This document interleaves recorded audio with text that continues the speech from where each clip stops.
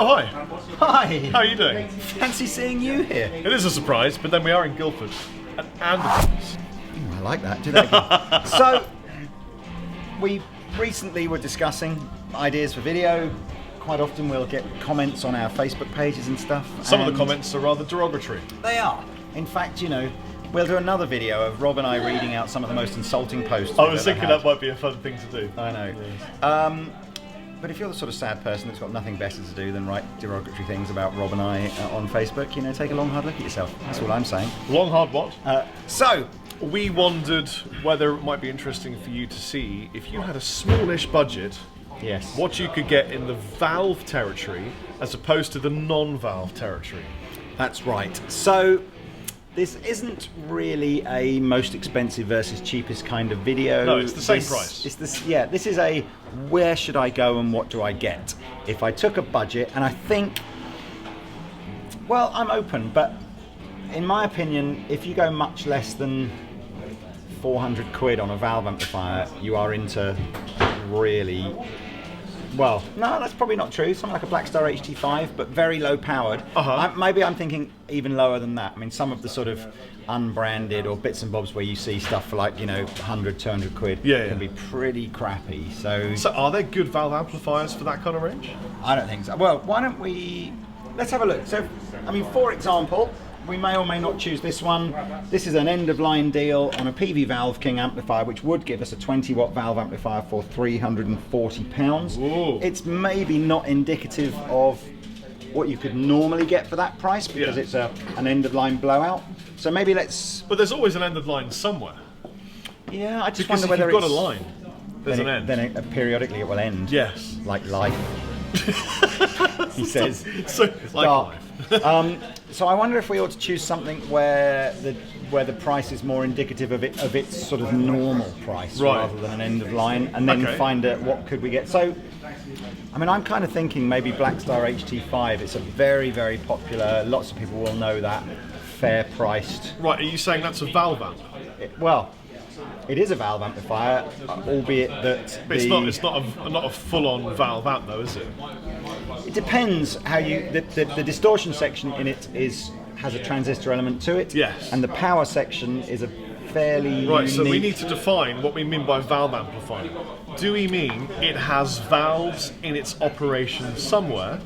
Yeah. Or do we mean an amp that is just Valve? Well, I don't think if you say it's just Valve, I'm not even sure we'd be able to do that because even something like a JCM 800 has a solid state element to its distortion section. Yes. But I do concede that the HT5 has a fairly unconventional push-pull element to the power section. I'm just being devil's advocate for the sake of the YouTube comment section, who I cannot fail. I mean, we could go up to something like, you know, a Fender Blues Junior or a Marshall DSL5 or something like that, which is more like conventional. But then we're up to sort of £400 or £500, and we're maybe we're sort of losing that element of. So what budget are we setting? I think I'm inclined to go Blackstar HT5. I think that's Valve enough. What about these? These are Valve. We could put a little. But again, it's not really. They're pretty. It's not really like super cheap, is it? No. Absolute monster little Valve amplifier. But that's again, £517. well, it's. You know, and that, to be fair, will be hard pushed to actually find a digital amp that's that expensive. Right, no, you're absolutely right. So therein lies the problem. Interesting. So these Fender Champions. That's hybrid. No, that's completely solid state, sorry. It's the Super Champ that's a hybrid amp. That's why I think what have they got from Orange? Which is a DSL 15. I bet you that's about 500 as well. We will find one somewhere. I think it's going to have to be... I think it is going to. There you go. I found a little one here called By Boogie, which is £1,775. That's good. I'm going to just quickly look up how much a DSL 5. You got that set wrong though, obviously. DSL 15, sorry. Pretty sure that's over £500. We might cut here and come back to you. We managed to find one. Yeah, a little bit left field, I would say, don't you? But we're going to go with the Vox AC10, which is, he says, looking at his telephony of love. It's an amplifier that runs with valves. £435, and it has a complement of two 12AX7 preamp valves and two EL84 power amp valves into what looks like A 10, a 10-inch 10-inch speaker. Yes. So I'm sure it's going to sound 10-inch. absolutely top notch. Do you know what? That's what we're going for, except I'm just going to have a quick whiz around the shop to make sure that we haven't made a blunder here, and then we'll go and find a digital one. Digital. We've settled on the Vox AC10. We thought it was the best thing because it was the only thing. I would like. that price I would have range. liked to have gone dearer if I'd been shopping, but we'd literally, I think, if we go dearer, we just go into the realm where there aren't any digital amps that expensive. So Why are you so tall? because I've got some high heels on. Look, I bought some new Timberland boots here to do some product placement in case Timberland ever want to endorse me for anything. Right, yeah. And I'm wearing Adidas shoes if Das want to get them. So we needed to set a level financially because there aren't many digital amps that are more expensive than that. No. Which means we get the pick of the choice. So We also could go- haven't divided into teams yet. Are you Team Valve or Team Dig? I don't think we're going to do it like that. I think we'll be team Chappers and the captain. Okay. So look, I mean, It's the Fender. there's nothing between 400 and 500 quid that isn't going to be like 212, massively loud, packed full of features. So do you go Katana or do you go? Let's have a look. Let's have a look. This guy's a really good player. He's got great picking technique, by the way. Have a little peek. I mean, that looks mint. We know it sounds incredible. There's not a valve in it. Katana 212 is $399. So similar kind of money. $399. So we could go Katana. And are these 12s? 212s, yeah. So proper speakers then. And that's quite simple to use. The one that impressed me greatly the other day when I was demoing it, and you've not heard yet, so I'll just show you that, is the new Fender Mustang GT 212. Okay, let's have a look. Okay, so that's 440, so that's exactly the same price as the, I mean, this is slightly crazy. That's exactly the same price. That's 200 watts, 212 with like an app. But 200 digital watts. Yeah, and do you know what? I bought, because I knew we were going to do this video, I bought a decibel meter. Right. So we'll be actually able to tell you how many decibels, 10 watt valve versus 200 watt digital, what the difference is. So that's very cool. Well, having never tried one, Are you intrigued? I'd kind of like to. Other options would be to just go like a Vox head-to-head, so we just pick. But actually, I don't think there's anything even by Vox that's expensive enough in the digital. Digital. I much prefer the word digital with a hard G. Yeah. Get my guns up. I should say one of the features of the new Mustang GT is this weighs basically nothing. Hey. So, right. Let's have that one then. Could you curl that though? Look. Let's have a look. No, I can't do it. You probably could. You're a big man.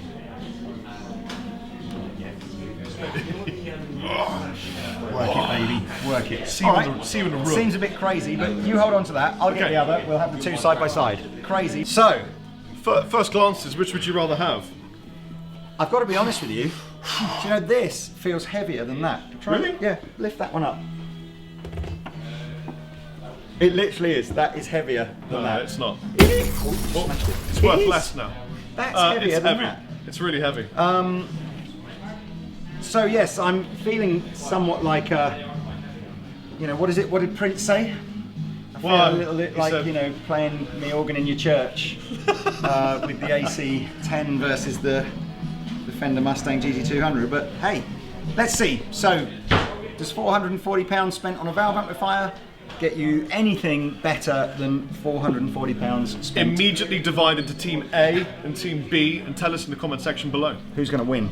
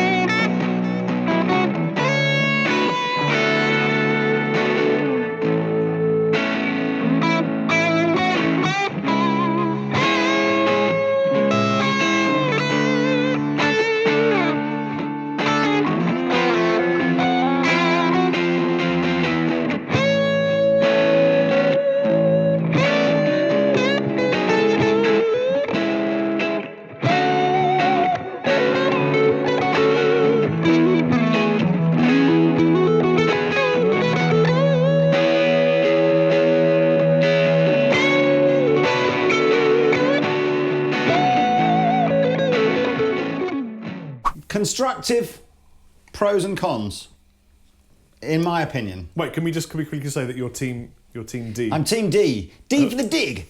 And I'm Team V. For the valve. D. D? You're trying way round to would it mirror be? Imagine you're writing it and then flip it. Okay, Team D. Team V. It's easier for you to do V because it's the same either way. So No, look, I'm doing a left-handed V. whatever you just heard, however, whether you heard 2 minutes or whatever, I'll be totally honest with you. Rod plugged his valve amplifier in and we gave him the benefit of a distortion pedal. So he's using the Tone City Golden Plexi distortion pedal. And immediately, with any guitar, got a great sound. Right, here's the sound without the pedal.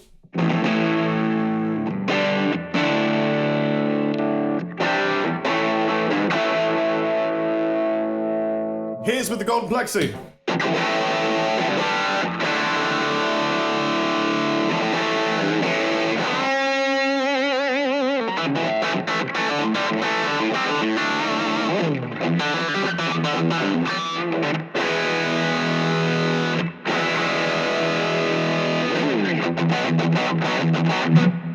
Anyway, and what happened to me was I dicked around for about 40 minutes uploading, or downloading updates for the amplifier and trying to find a patch that I liked and tweaking it and adding effects and everything and getting basically sort of option paralysis whilst I decided that my amp didn't sound as good as Rob's amp, until eventually I got a sound that I did think sounded good. So on that front, it's a win for the valve amp for just literally plug in, get a good sound. Wait. I didn't just get that sound straight away. Pretty much did, man. I had to sit down and plug my lead in. Well, that's true.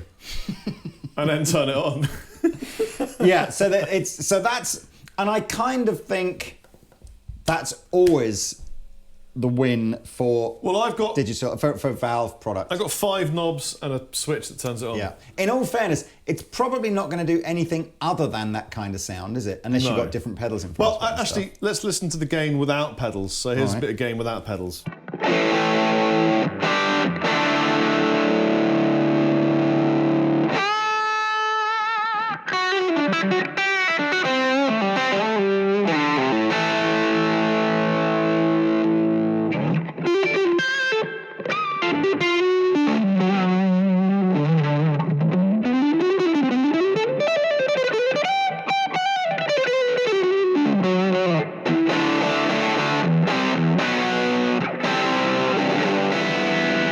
It's a bit fluffy. It's fair to say I think you're enjoying this sound. I tell you what, this doesn't cope with terribly well, and again, volume. This will be no, not even that. Bass frequency. It's the size of the cabinet, the size of the speaker, and probably a quality thing as well. Realistically, at the low end valve stuff, they're not, the way the baffle's inserted and just the general kind of construction that would give you that rattle free. What we're hearing is a bit of like case rattly, hummy stuff, which if you get rid of all the bass and you get rid of some of the volume, disappears.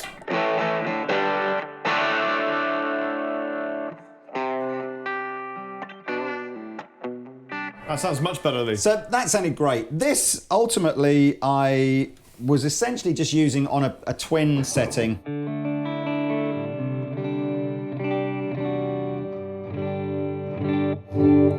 Obviously, I've got the benefit of built-in effects, which you don't get on there. And, with a bit of tweaking, I think that's an okay sound,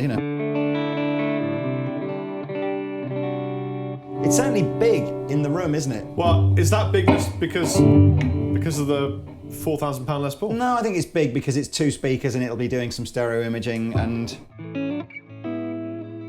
and then the way I was getting overdrive was literally just turning the guitar up and hitting the strings harder, so.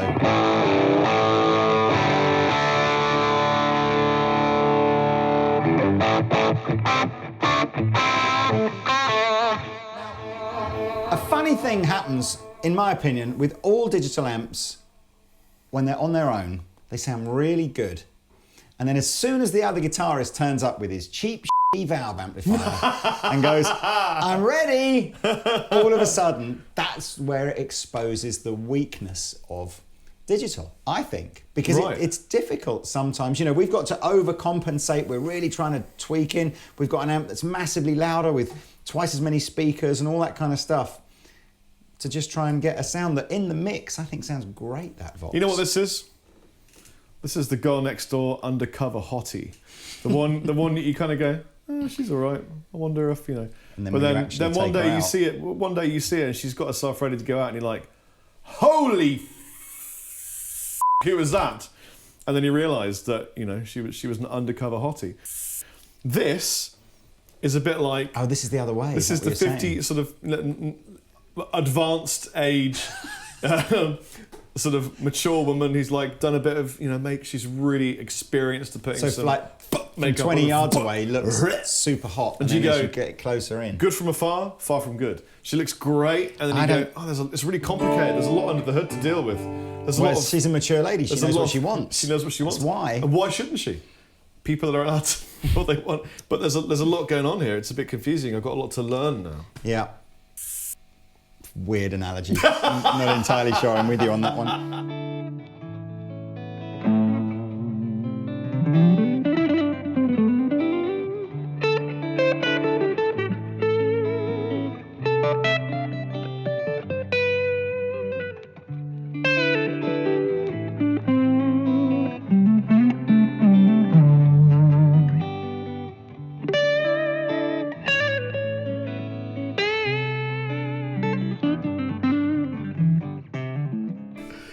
So I don't know, I mean, again, billions of features with this. Obviously, loads of different amp models, loads of effects built in, the ability to Bluetooth my, music through it. Plastic Fender logo. Yeah, record, USB output to record into my desk. So, features, obviously, the digital amplifier wins against the valve amplifier every time. So it's a choice for you guys. It's, do you want, jack of all trades, pretty good at everything, not brilliant at anything, or just master of one. One thing, boom, boom, yeah, boom. I mean, this does do you a really good out of tune tone. It's good. I mean, one of the things that I did want to do, if we can try and do this scientifically, is just try and get an idea. All right, full volume. Because this is crazy. This is a 10 watt versus a 200 watt amplifier. So, on paper, the Vox shouldn't get close really to the sort of sound pressure level. So if we can just put this on, maybe I'll move this table. Maybe that will be my scientific thing. I will move this table round the front. Broken iPhone, anyone? I'm in. Someone stole me bongos. President Wednesday days. I'm not being racist, that's Rasta Mouse.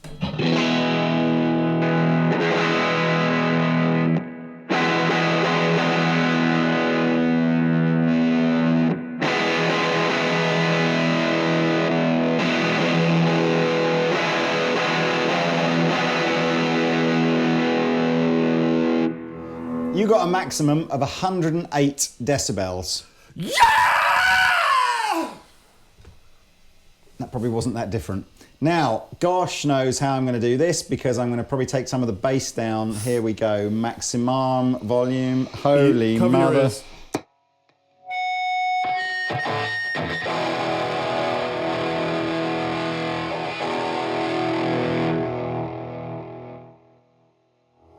Oh my God. That was a bit loud. Now, oh my God, can you smell that? Yes, that's freshly cooked amplifier. That reached what? 114 and a half decibels, so 6 decibels more, which as far as I'm aware is twice as loud again. Loud. Yeah, it's a lot louder. So that was a lot louder. Yeah, that was so loud. Albeit, to be honest with you, that sounded great at full volume, and that sounded nasty.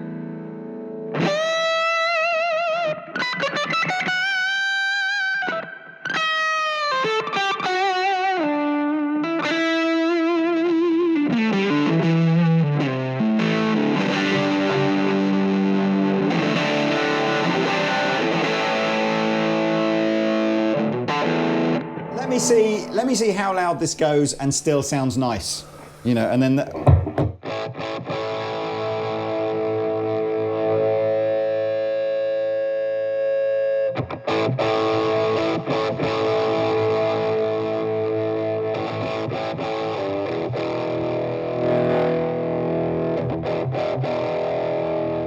I can feel my brain shaking my head. It is louder. It gets up to about 113.